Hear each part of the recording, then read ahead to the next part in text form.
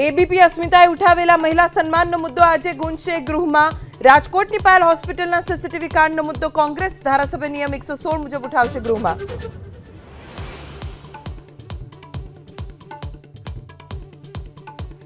રાહુલ ગાંધીએ ભાજપને ગુજરાતમાં હરાવવાનો ફેંકેલો પડકાર ઝીલવા કોંગ્રેસે ફૂંક્યું રણશીંગુ। સોનિયા ગાંધી, ખડગે સહિત આખી કોંગ્રેસ આવશે ગુજરાત।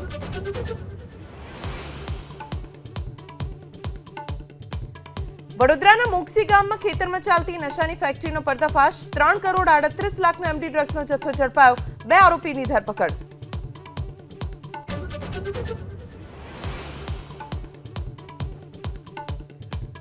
નશામાં ધૂત આણંદ મહાનગરપાલિકાના ગાડીના ડ્રાઈવરે સર્જ્યો અકસ્માત। દારૂ પીને ગાડી હંકારતા ડિવાઈડર સાથે ધડાકાભેર ટક્કર। સદનસીબે જાનહાનિ નહીં। સૌથી મોટો સવાલ, જો કોઈ મોટો અકસ્માત સર્જાત તો કોણ જવાબદાર? દિલ્હીની નવરચિત વિધાનસભાનું આજથી પ્રથમ સત્ર। 70 નવનિયુક્ત ધારાસભ્યો આજે લેશે શપથ। 25 ફેબ્રુઆરીના સદનમાં રજૂ કરાશે કેગનો રિપોર્ટ।